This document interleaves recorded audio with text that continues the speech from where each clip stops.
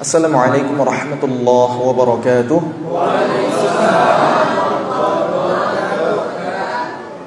Alhamdulillahi wa kafa, wassalatu wassalamu ala rasulillahil mustafa wa ala alihi wa sahbihi ahli sidqi wal wafa. Allahumma anfa'na bima 'allamtana wa 'allimna ma yanfa'una wa zidna 'ilma.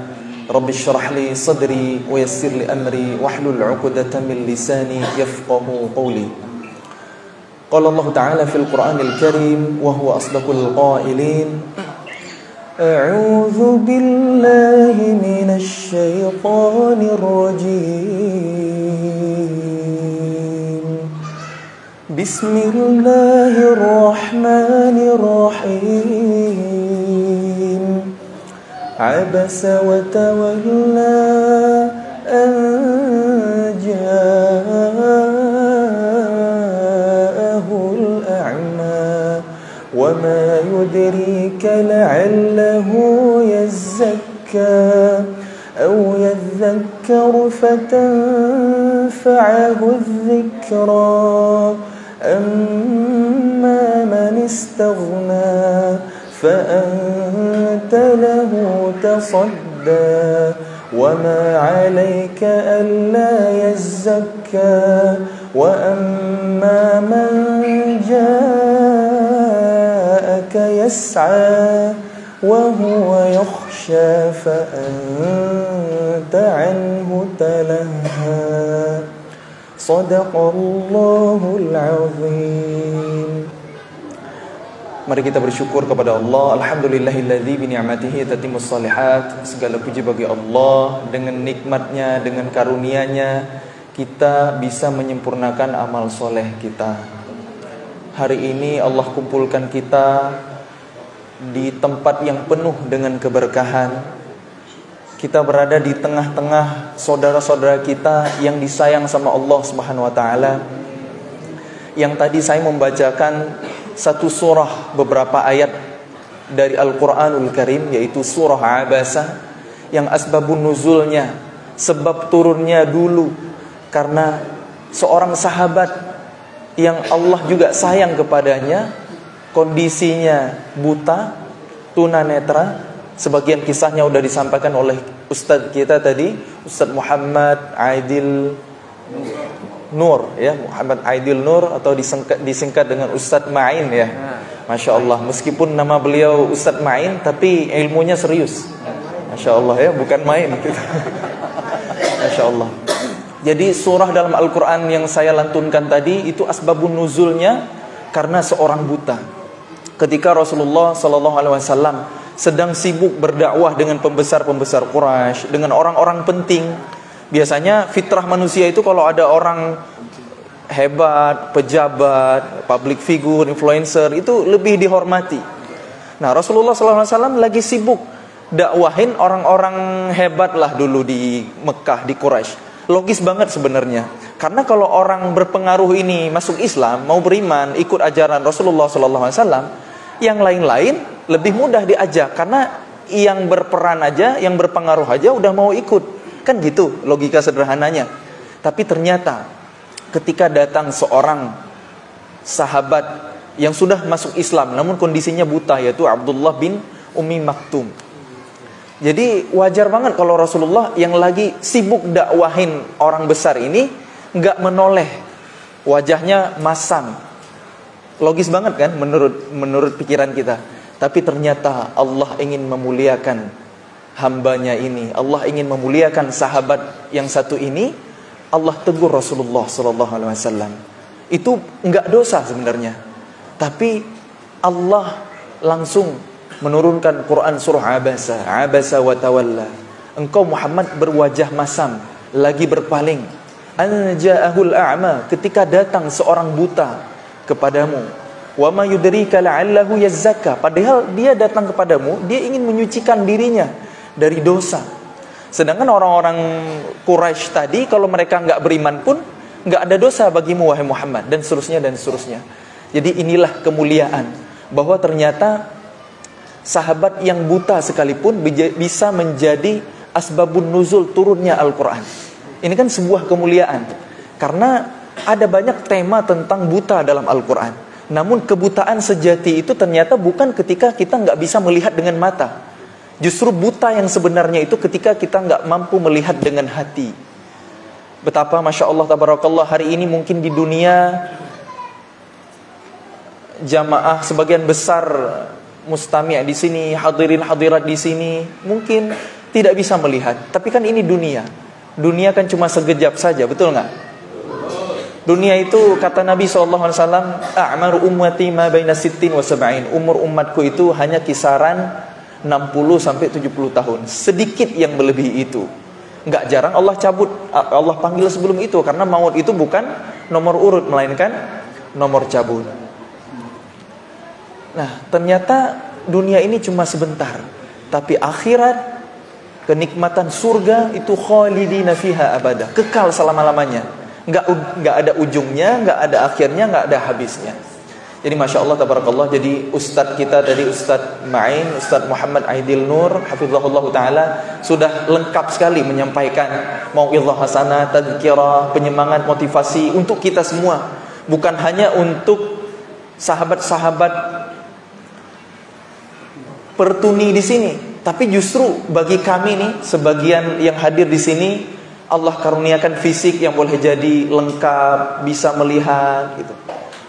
Tapi ternyata kami lebih berpeluang untuk berbuat dosa. Dan dosa itu tentu pasti akan ada konsekuensinya. Masalah di dunia jadi rumit gitu kan. Terus kalau kita nggak sempet tobat, kalau nggak banyak istighfar, nggak cukup amal untuk menghapus dosa itu, ada fitnah kubur, naudzubillah min dzalik. Kalau belum bersih juga akan di kifarat dulu. Tapi kalau udah terlanjur meninggal, terlanjur di akhirat, kifaratnya adalah azab neraka. Nauzubillahi min dzalik. Seringan-ringannya siksa, dipakaikan sendal dari besi api neraka menjadi mendidih otak. Nauzubillahi min dzalik.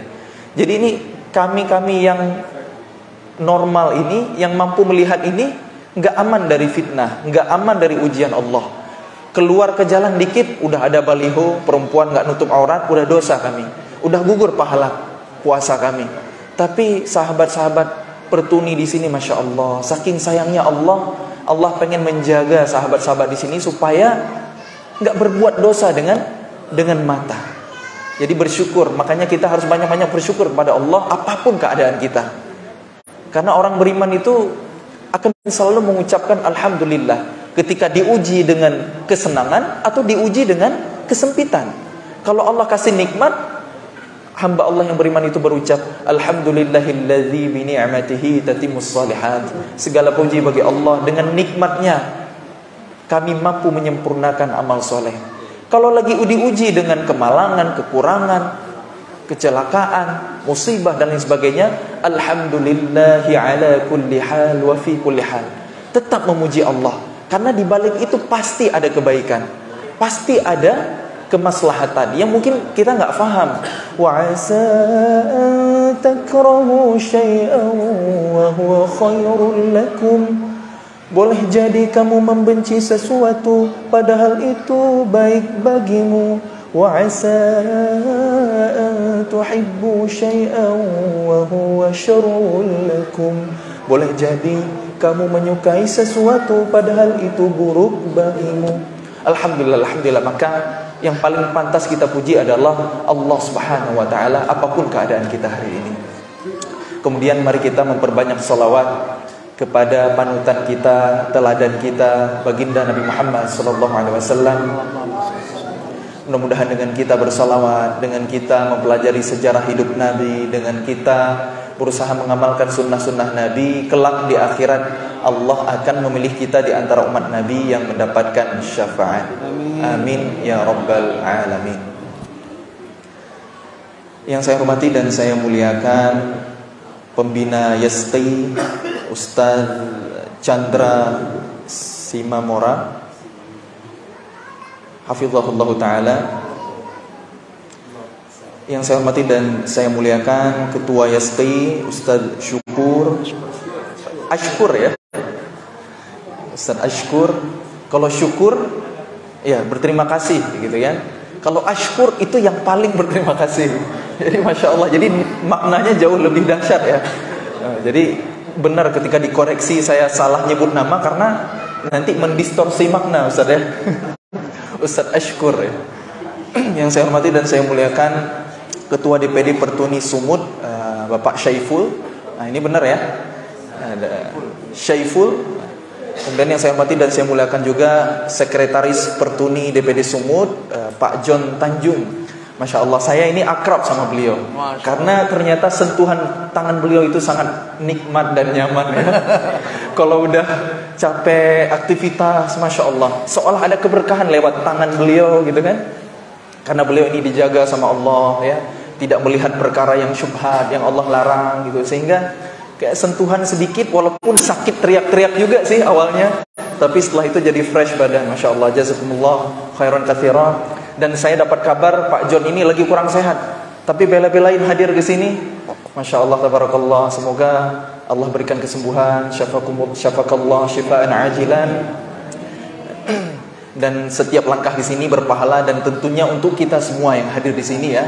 Mudah-mudahan hadirnya kita di sini itu menjadi pemberat timbangan amal kita di akhirat nanti, di yaumil mizan, yang semakin memudahkan jalan kita menuju surga Allah Subhanahu wa taala. Amin ya rabbal alamin. Waktu iftar berbuka puasa ada kurang lebih setengah jam lagi. Tapi saya udah kehabisan kata-kata karena udah diborong sama Ustadz Ma'in semua. Ya Masya Allah, karena tema-tema tentang bagaimana kita mensyukuri hidup ya, bagaimana kita berterima kasih sama Allah. Allah itu baik banget sama kita. Innallaha la yanzuru ila suwarikum wa a'malikum walakin yanzuru ila qulubikum wa a'malikum. Hadis Rasulullah yang disampaikan oleh Ustaz Ma'in tadi itu luar biasa. Memang betul, Allah enggak lihat fisik kita, rupa kita, face kita, penampilan kita, tampang kita, atribut yang ada di tubuh kita, jabatan kita, harta kita. Allah enggak lihat itu semua, tapi yang Allah lihat adalah hati dan amalan kita. Memperbaiki fisik boleh-boleh saja, tapi ternyata yang jauh lebih penting adalah memperbaiki yang enggak terlihat, yaitu memperbaiki qalbun, memperbaiki hati. Termasuk ketika kita menjalani ibadah Ramadan, kita enggak akan kuat menjalani puasa Ramadan kalau kita hanya mengandalkan kekuatan fisik kita. Orang yang sukses menjalani Ramadan itu justru yang menyiapkan hatinya. Itulah kenapa Allah memanggil ketika membuka rangkaian ayat tentang Ramadan, tentang puasa, yang Allah panggil adalah hamba-hamba Allah yang beriman. Karena iman itu fis sudur, adanya di dalam dada, adanya di hati. A'udzu billahi minasy syaithanir rajim.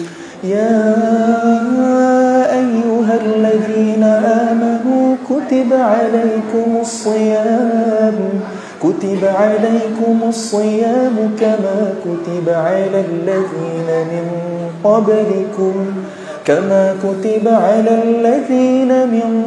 قبلكم لعلكم تتقون. Kata Allah, wahai orang-orang yang beriman, diwajibkan atas kalian berpuasa sebagaimana telah diwajibkan atas orang-orang sebelum kalian agar kalian bertakwa. Wahai orang-orang yang beriman, ini adalah panggilan kasih sayang dari Allah Subhanahu wa taala. Enggak semua dipanggil sama Allah. Mudah-mudahan ini kita ya. Wahai orang-orang yang merasa dalam hatinya ada iman. Ini panggilan kasih sayang Allah.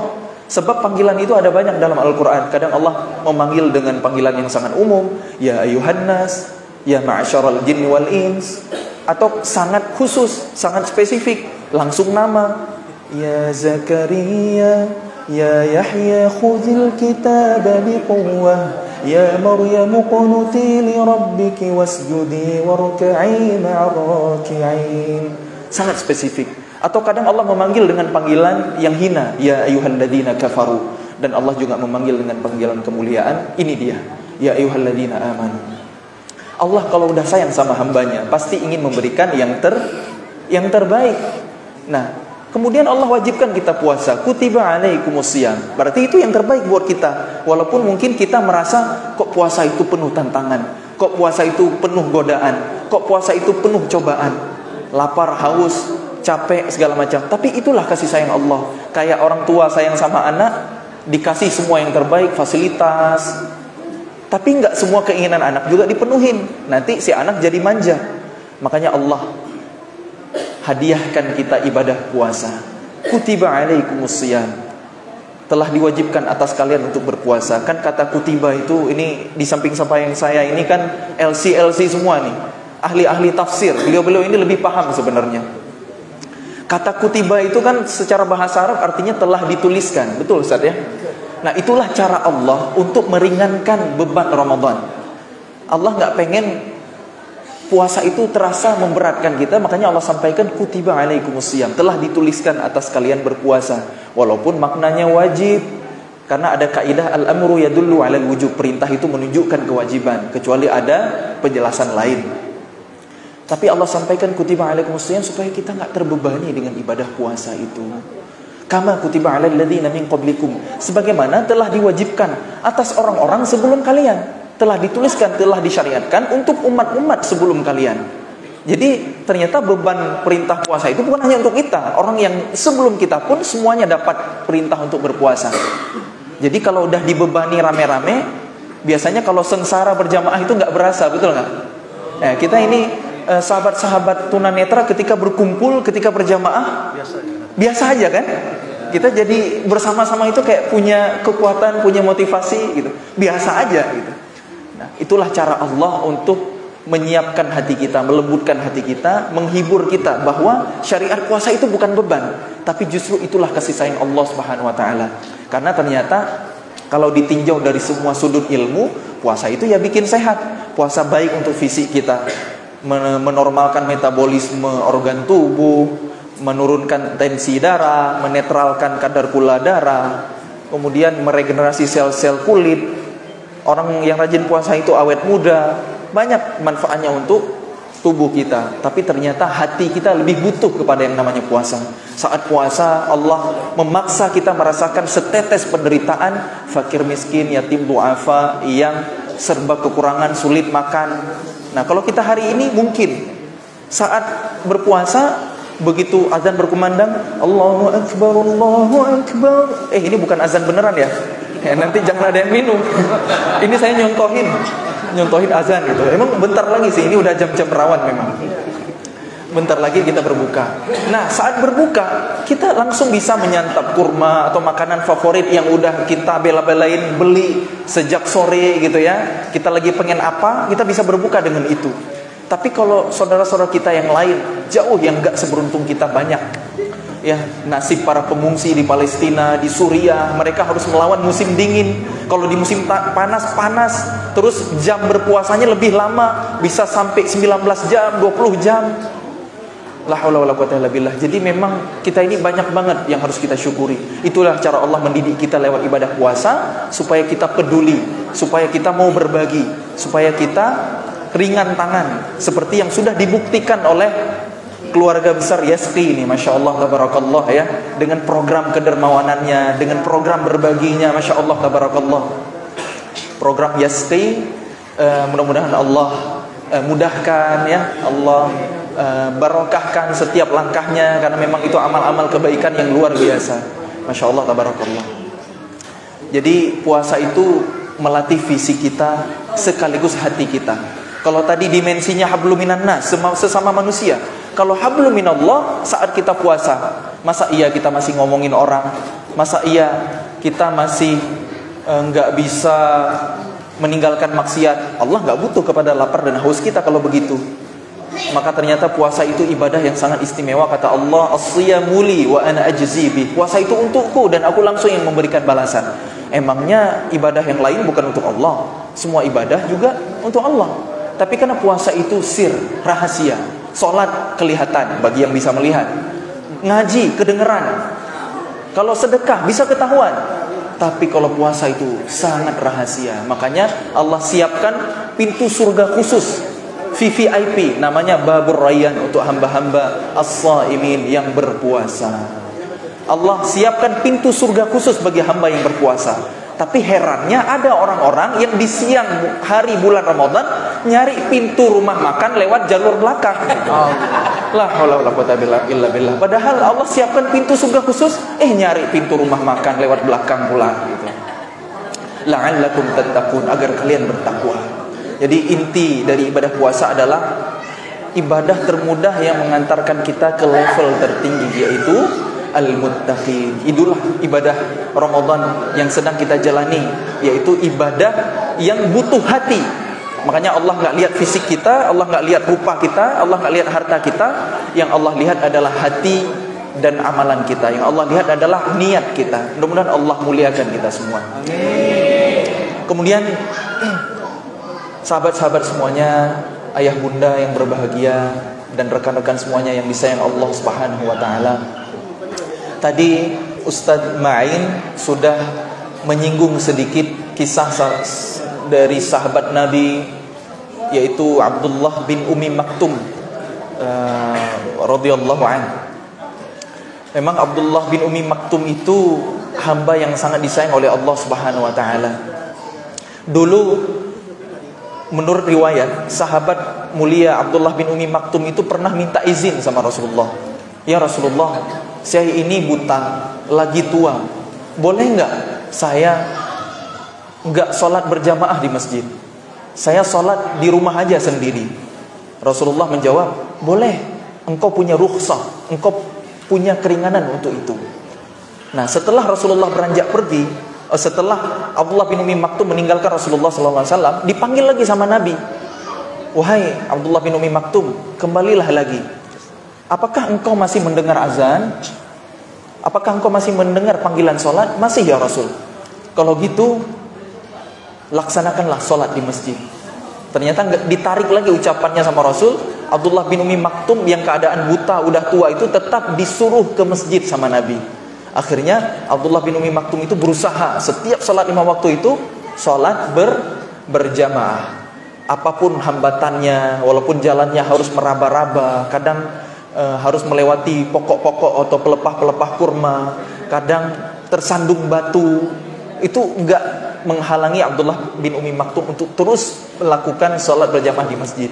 Hingga suatu ketika dalam perjalanan menuju sholat berjamaah, Abdullah bin Ummi Maktum itu tersandung batu sampai pelipis keningnya itu berdarah. Abdullah bin Ummi Maktum bangkit lagi, bukan pulang ke rumah, malah darahnya diusap, kemudian lanjut untuk menuju ke masjid. Keesokan harinya, sholat di waktu berikutnya, sudah ada orang yang membantu menuntun Abdullah bin Ummi Maktum. Selalu itu konsisten, orangnya sangat lembut, orangnya sangat ramah, orangnya sangat baik, membantu Abdullah bin Ummi Maktum untuk sholat berjamaah lebih mudah. Kemudian Abdullah bin Ummi Maktum lama-lama bertanya, wahai anak muda, kamu itu siapa? Kok baik banget bantuin saya? Gitu. Nggak penting saya dari mana? Gitu. Kata si anak muda itu, tolonglah kasih tahu identitasmu. Aku berterima kasih sekali kepadamu. Baru si sosok pemuda itu membocorkan identitasnya. Aku adalah iblis. Loh, kok iblis mau bantuin saya? Gitu kata Abdullah bin Ummi Maktum. Bukannya iblis itu kerjaannya menghalang-halangi orang dari ibadah? Gitu. Betul, wahai Abdullah bin Ummi Maktum. Tapi semenjak hari itu, saat engkau tersandung batu, engkau berdarah, engkau mengusap darahmu dan tetap istiqomah lanjut ke masjid, aku mendengar percakapan para malaikat bahwa Allah Subhanahu wa taala telah mengampuni setengah dari dosa-dosamu. Aku khawatir kalau engkau di kemudian hari terjatuh lagi, Allah akan mengampuni seluruh dosamu. Maka mulai saat itu aku bantu aja dirimu untuk ibadah daripada engkau dapat ampunan Allah. Masya Allah. Ini kan luar biasa ya. Abdullah bin Ummi Maktum sangat menginspirasi kita, terutama buat kami-kami ini yang bisa melihat, yang kadang masih menunda sholat, yang kadang karena alasan kesibukan telat, nggak sempat berjamaah atau bahkan masbuk. La haula wala quwwata illa billah. Ini menginspirasi kami sebenarnya. Saya yang banyak belajar dari antum semuanya, masya Allah, tabarakallah. Tapi mudah-mudahan kelak ya, kami cuma pesan satu hal aja. Kami pesan satu hal, boleh jadi karena kasih sayang Allah hari ini kepada sahabat-sahabat dari Pertuni, boleh jadi antum-antum di sini lebih duluan masuk surganya. Ini beneran ini beneran. Karena sudah pasti hisabnya lebih ringan dan lebih mudah. Sudah pasti itu. Maka kami meminta, kami yang ada di depan hari ini meminta, mari nanti kita di akhirat saling mencari. Kalau duluan masuk surga nanti, tolong cari saya Muzammil Hasbullah, tolong cari Ustadz Chandra yang sudah menyantuni, tolong cari Ustadz Mu'in, tolong cari kami ini. Mungkin itu aja, karena doa antum-antum di sini lebih mustajabah, apalagi saat ini menjelang berbuka puasa. Ini waktu yang memang sangat-sangat mustajabah untuk berdoa, apalagi keluar dari lisan yang pandangannya terjaga, Masya Allah, tabarakallah. Jadi mari kita berdoa bersama-sama, kita aminkan doa bersama-sama. Insya Allah Allah kabulkan di waktu yang sangat mustajabah ini. Karena memang salah satu amalan yang dianjurkan di bulan Ramadan, selain berpuasa, selain memperbanyak sedekah, selain menghidupkan malam dengan qiyam, dengan sholat, selain dengan i'tikaf nanti di 10 akhir Ramadan, ternyata amalan yang sangat-sangat dianjurkan selama Ramadan adalah berdoa. Ini amalan yang sangat sederhana, tapi jarang yang ingat untuk memperbanyak munajat kepada Allah Subhanahu wa taala. Padahal berdoa itu kan enggak butuh banyak modal, enggak butuh banyak tenaga. Tinggal hati yang ingat, hati yang khusyuk, lisan yang meminta kepada Allah, kita udah langsung bisa berdoa. Tapi jarang kita ingat untuk banyak-banyak berdoa kepada Allah. Padahal Allah itu makin banyak kita minta, makin banyak kita bersimpuh, makin banyak kita merengek, makin banyak kita rewel sama Allah, Allah itu makin sayang sama kita. Beda sama manusia. Ini Ustadz Chandra nih kan, dengan program Yaskinya. Ustadz, ini kurang beras, siap dikirim gitu. Ustadz, ini nggak ada SPP buat sekolah anak, siap laksanakan gitu. Tim kerjakan gitu, instruksi dari Ustadz Chandra. Ustadz, masa ini baju lebaran belum ganti? Ustadz, masa ini handphonenya udah jadul? Masa banyak-banyak minta, lama-lama kesel juga ini Ustadz Chandra gitu. Wah, ini dikasih apa namanya? Dikasih hati minta jantung gitu kan. Itu manusia gitu. Manusia tuh begitu, makin banyak diminta, akan sampai pada satu titik akan kewalahan, nggak sanggup lagi gitu kan. Tapi kalau Ustadz Chandra insya Allah aman.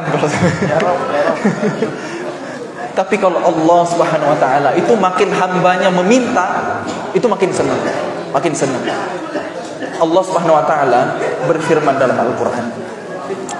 Quran surah Al-Baqarah ayat 186, "Wa idza sa'alaka 'ibadi 'anni fa inni qarib." Apabila hamba-hambaku bertanya kepadamu Muhammad tentang aku, maka sesungguhnya aku dekat. Biasanya kalau ada yang nanya ke Rasul, maka ayat yang turun bunyinya begini, yas'alunaka qul, yas'alunaka qul. Mereka bertanya kepadamu Muhammad, maka katakanlah, jawablah wahai Muhammad. Biasanya begitu. Yas'alunaka 'anil khamri wal maisir qul fihima ithmun kabirun wa manafi'u linnas. Mereka nanya sama kamu Muhammad tentang mabuk-mabukan, khamar, tentang perjudian. Jawablah Muhammad, dosa pada keduanya lebih besar daripada manfaat yang ada pada keduanya. Yas'alunaka 'anil anfali qulil anfalu lillahi war rasul. Yas'alunaka qul, yas'alunaka qul. Rumus ayatnya biasanya begitu. Tapi giliran ada yang bertanya tentang Allah, ternyata jawaban Allah berbeda. Wa idza sa'alaka 'ibadi 'anni fa inni qarib. Apabila hamba-hambaku bertanya kepadamu Muhammad tentang aku, maka sesungguhnya aku dekat. Yang nanya itu diakuin hamba sama Allah. Kemudian Allah langsung menjawab, fa inni qarib, tanpa jeda. Bukan qul inni qarib. Bilang Muhammad, aku dekat. Jawab Muhammad, aku ini dekat. Sesungguhnya aku dekat. Enggak gitu Allah bilang. Tapi fa inni qarib, sesungguhnya aku dekat. Seolah Allah langsung menjawab kepada yang bertanya, seolah Allah langsung ngasih tahu kita, mendeklarasikan kepada kita semua hari ini. Ayat itu turun 14 abad yang lalu, tapi seorang turun hari ini, Allah ngasih tahu kita bahwa Allah itu dekat, bahkan lebih dekat dari urat nadi kita sendiri. Kalau Allah udah dekat, ujibu da'watad da'i idza da'an. Aku mengabulkan setiap permohonan hamba-hambaku apabila mereka meminta kepadaku. Allah itu dekat, pasti mengabulkan doa. Enggak ada doa yang enggak dijawab Allah, enggak ada permintaan yang enggak dikabulkan Allah. Semua pasti diterima Allah. Cuma kadang-kadang kita enggak faham. Ketika kita minta, Kalau itu baik buat kita, Allah langsung kabulkan, bisa di saat itu juga atau Allah tunda di waktu yang lain sesuai dengan hajat kita. Kadang Allah menjawab doa seperti itu. Kadang Allah menjawab doa, Allah ganti dengan yang lain yang lebih baik, yang lebih kita butuhkan, karena Allah lebih tahu. Atau yang ketiga, Allah mengabulkan doa dengan menggantinya sebagai pahala yang besar di akhirat nanti. Jadi pahala doa itu akan kita rasakan di akhirat nanti, walaupun mungkin bukan jawaban di dunia. Jadi doa itu pasti diterima. Apalagi ini saat kita berpuasa menjelang berbuka. Kenapa Allah menyelipkan ayat tentang Allah itu dekat maha mengabulkan doa di antara ayat-ayat Ramadan, di antara ayat-ayat puasa? Itu tandanya Allah sayang kepada hamba-hamba yang beribadah di bulan Ramadan, yang berpuasa. Allah lebih mudah lagi mengabulkan doa-doa mereka. Oleh karena itu, mari kita memperbanyak munajat, mari kita memperbanyak memperbanyak doa kepada Allah Subhanahu wa taala di waktu menjelang iftar saat ini.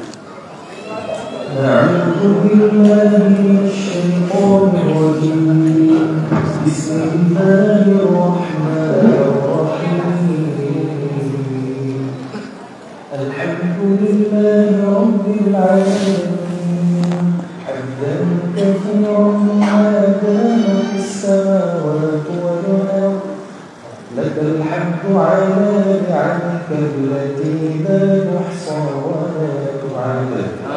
الحمد لله على نعمة الإيمان، الحمد لله على نعمة الإسلام، الحمد لله على نعمة الهداية، الحمد لله على نعمة التوبة، الحمد لله على نعمة الأخوة، الحمد لله على نعمة القرآن. اللهم ارحمنا بالقرآن واجعله لنا إماما ونورا وهدى ورحمة. اللهم ذكرنا منه ما نسينا وعلمنا منه ما جهلنا وارزقنا تلاوته آناء الليل وأطراف النهار واجعله لنا حجة يا رب العالمين.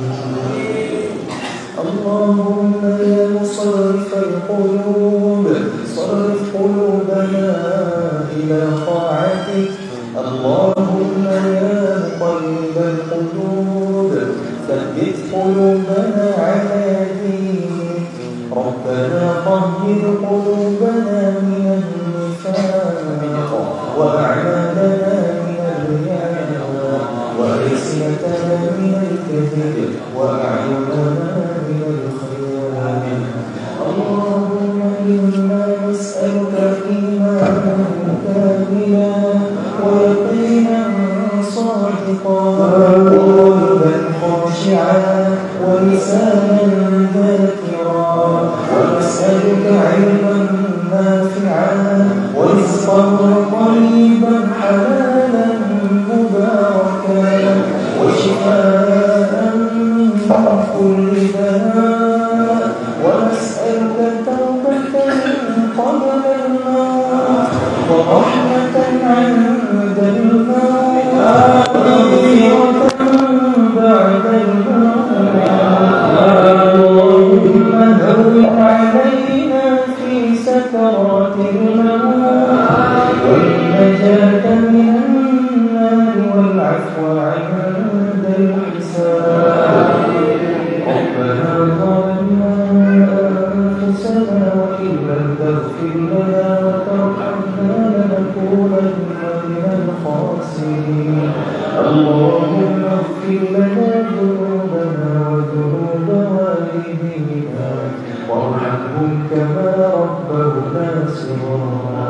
ولجميع المؤمنين والمؤمنات الأحياء منهم والأموات برحمتك يا أرحم الراحمين.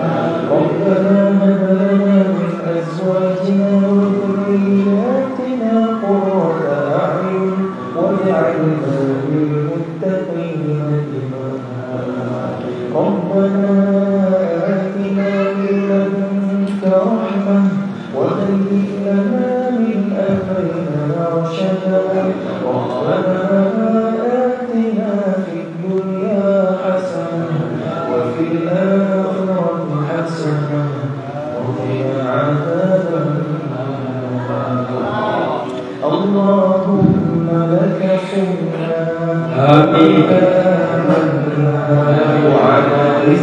الصدق أفترنا برحمتك يا أرحم الراحمين.